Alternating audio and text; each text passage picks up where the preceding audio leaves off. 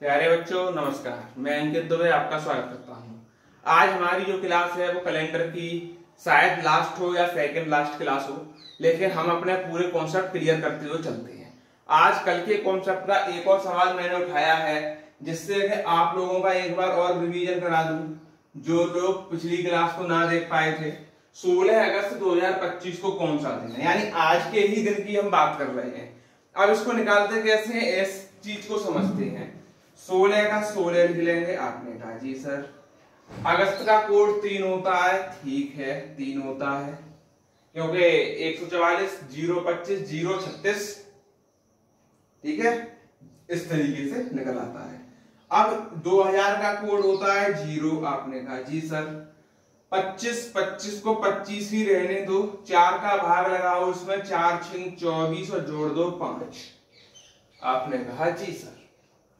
अब क्या करने वाले हैं हम, 16 है, 16 में 7 का भाग लगाएंगे, 2 निकलेगा यहां से, 3 निकलेगा यहां से। 25 में 7 का भाग लगाएंगे तो 7 या 21, 4 निकलेगा यहां से, और 6 और 5 हो जाएगा 11। अब हम जानते हैं, क्या जानते हैं कि 4 और 3 आपके कट जाएगा, 7 होता है वो ऑड नंबर कट जाता है। टोटल मिला के हो गया 11 और 2 13। 13 में भाग लगाएंगे 7 का और रिमाइंडर बचेगा 6, जो कि होगा शेषफल। और 6 हमने बताया था वो होता है आपका किसका, तो आप बोलेंगे शनिवार। बताइए कैसी लगी ट्रिक। आज का ही दिन निकाल के मैंने आपको दे दिया। अब चलते हैं अपना नेक्स्ट टाइप। ठीक,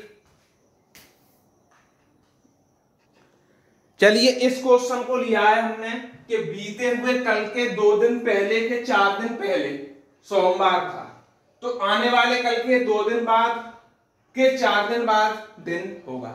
आप लोग क्या करते हैं, इसको आज का दिन लेके फिर कल का दिन, परसों, इधर इधर ये करते रहते हैं, यानी काउंट आप करते रहते हैं, और उस काउंट से आपको टाइम भी लगता है। और प्लस क्या होता है कि आप काउंटिंग में मिस्टेक भी कर सकते हैं, एक आध बिंदी ज्यादा लगा जाती है। लेकिन इससे भी शॉर्ट तरीका हम आपको बताते हैं।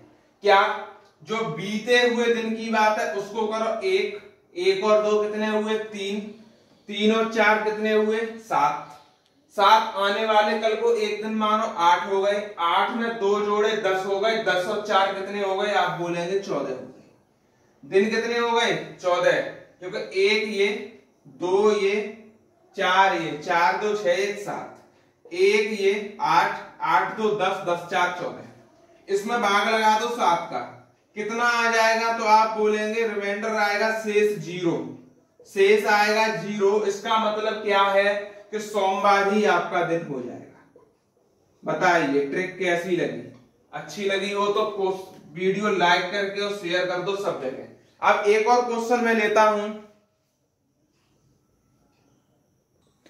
इस क्वेश्चन को देख लेते हैं। यदि बीते हुए कल के 2 दिन पहले सोमवार था, ठीक है, तो आने वाले कल के 2 दिन बाद कौन सा दिन होगा।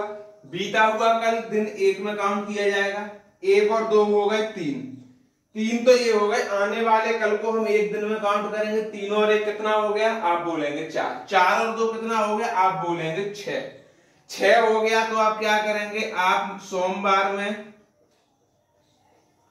6 ऐड करेंगे तो आपको लगेगा टाइम। तो 6 ना ऐड करके आप 1 माइनस कर दो, या तो 6 ऐड करो या 1 माइनस कर दो, तो आपका आंसर आ जाएगा रविवार। क्या आ जाएगा, रविवार। तो इस तरीके से हम अपने ये वाले क्वेश्चन भी बहुत अच्छे से कर सकते हैं। ठीक, अब चलते हैं आगे। देखिए वर्ष का रिपीटेशन होना, वर्ष का रिपीट होना, इसका मतलब क्या है, जैसे कि एक साल जो कैलेंडर था वो किसी साल फिर वही कैलेंडर आ जाए, इसको बोलते हैं रिपीटेशन। यहां से क्वेश्चन समीक्षा अधिकारी में इसी बार पूछा गया है, और इसको समझ लेते हैं। इसका मतलब क्या है, जो साधारण वर्ष होता है, ऐसे लिखेंगे साधारण वर्ष 11 वर्ष बाद रिपीट होता है। क्या होता है, रिपीट होता है,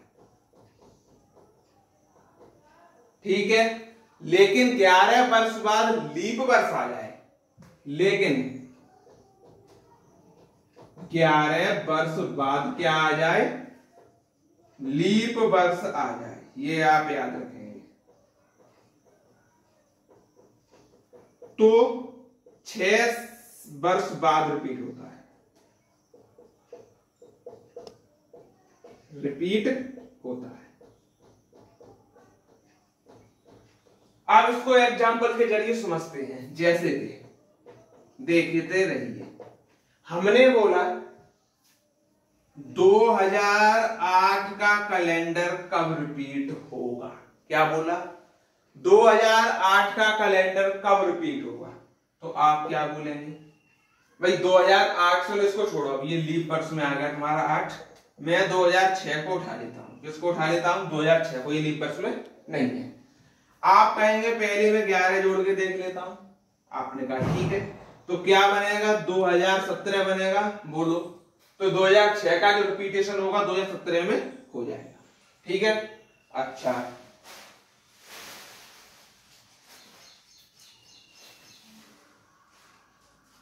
अब मैंने बोला 2001 का कैलेंडर कब रिपीट होगा। 2001 भी आपका किसमें है, साधारण वर्ष में। हमने कहा 11 जोड़ के देख लेते हैं।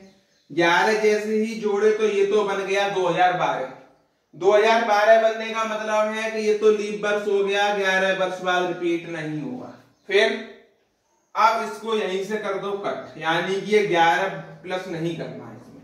अब हमारा दूसरा कॉन्सेप्ट कहता है कि ऐसे में आप 6 प्लस कर दो तो ये 2007 में रिपीट हो जाएगा। आया वो समझ में, तो एक लायक बनता है। अब चलते हैं लीप वर्ष की तरफ। लीप वर्ष का कॉन्सेप्ट देखते हैं। लीप वर्ष क्या है, यह 28 वर्ष बाद दोहराया जाता है, ठीक है, 28 वर्ष बाद। लेकिन 28 वर्ष बाद एक शताब्दी वर्ष आ जाए जो 400 से ना कटे तो ये 40 वर्ष बाद दोहराया जाता है। इसका मतलब क्या है, 2012 कब दोहराया जाएगा, तो आप बोलेंगे 2012 में 28 जोड़ लो, ये तभी दोहराया जाएगा, क्योंकि लीप वर्ष है। 8 2 10, 2 1 3 और 1 4, यानी कि 2040 में ये दोहराया जाएगा।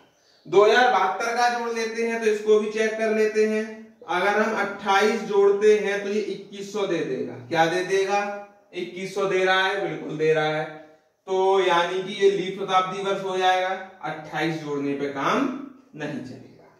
अब क्या करें, अब तो फंस गए, कोई दिक्कत नहीं, 40 जोड़ दो, बन जाएगा। फिर भी यहाँ 2 हो गए, यहाँ 7 4 11 का 1 और यहाँ हो गया 2112। ये हो गया आपका कैलेंडर आज फिनिश। कल चलेंगे हम क्लॉक की तरफ और घड़ी के कॉन्सेप्ट पर नजर डालेंगे। तब तक के लिए धन्यवाद। और वीडियो अगर पसंद आई हो आपको तो सभी ग्रुप में इसको लहरा दीजिए, ठीक है। मिलते हैं कल।